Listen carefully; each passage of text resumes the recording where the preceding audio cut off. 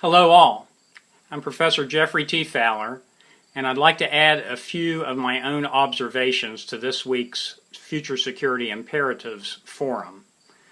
First off, I think that for you in the military, the idea of having COIN, or counterinsurgency, as a national defense policy is a very flawed policy. And I say this because anyone who is operating under the premise that traditional warfare between nation states is no longer going to happen is really just living in a historical dream world. The reason that I say that is because, historically speaking, warfare has been cyclical. There's nothing new at all in asymmetric warfare. Asymmetric warfare is the warfare of antiquity. And if we go back and look at ancient Greek and Roman warfare or earlier biblical warfare, we see that asymmetric warfare was often the norm.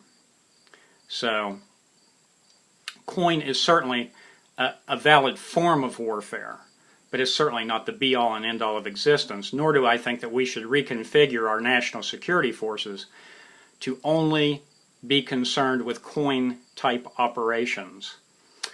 Secondly, I think that as Americans, we tend to reinvent the wheel quite often. I think there are many Americans who simply do not take historical perspectives into account the way that they should. Perfect example of that. While I was still on active duty in the military, I was serving as a historical research person. It was my very last tour at Fort Leavenworth in the Center for Army Lessons Learned. And at that time, we were getting ready to move into the Bosnian area, the Balkans. Some of the units had to cross the Sava River. Now the Sava River, some of you may have had experience with that, but the Sava River, as I recall, has a very strong current. Well, there was a lot of talk about, we need to get down there, we need to determine what the relative current speed is, all these sorts of things that you would do in a river crossing. So one of my bosses at that time, who had never served in the military, but who was an Austro-Hungarian empirist, with a lot of experience working in the Austro-Hungarian Army archives in Vienna, said, the Austro-Hungarians have crossed the Sava River many times, and all that flow data exists in their archives. Well, people thought that was very humorous. But in fact, what they were doing was reinventing the wheel, because in fact, the information already existed. And that's just one example of many where we as Americans disregard what people have done before and spend time, energy, and resources on things that we don't need to concentrate on. Now, obviously, I think the United States military is a wonderful organization. I spent over 20 years in it myself. But, we need to be aware of these cultural issues that we have. Some other thoughts on future security imperatives. Some of you have talked about the nuclear threat. I think that's a very valid threat.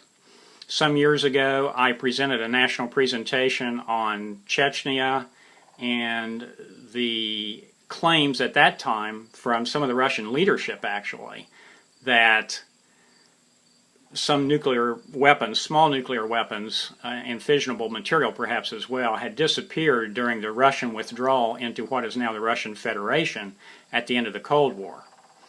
There was some contention that 2 of those devices had disappeared. That was neither proved nor disproved outside of classified circles anyway. I do think that regardless of what terrorists have now or don't have, nuclear proliferation is a very great threat. I do believe that indeed. And I think that it's only a matter of time until we do see a non-state actor with some sort of nuclear device or dirty bomb, something of that nature. And so I think we need to be prepared for that. Another thing that we need to be prepared for is by mid-century, I think that you'll find that there are 3 factors that are going to very much influence our security posture. 1 is rising world population. 2 is climate change, for whatever reason, natural, unnatural, whatever. And 3 is dwindling natural resources. And if you go back and look in history, of course, food in the global arena has often been something that has been used in promoting wars against neighbors. And also, I think you'll find that the same is true with dwindling natural resources. And so I think that those three, if left unchecked, are really creating a deadly mix by mid-century. So these are just a few of my thoughts on these issues, and you all can feel free to discuss them with me. You can feel free to agree or disagree. Let me know your thoughts. Thanks a lot. Bye.